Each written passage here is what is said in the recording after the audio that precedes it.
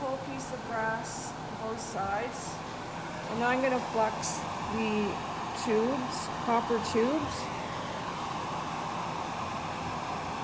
And then I will place them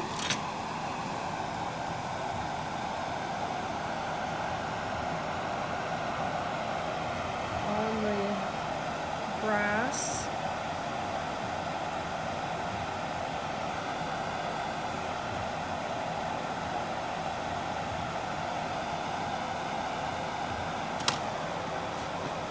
Towel there to wipe your hand.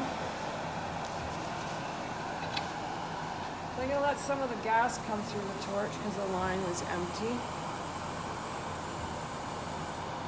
Shut it off, turn that 1/8 of a turn. A bit more.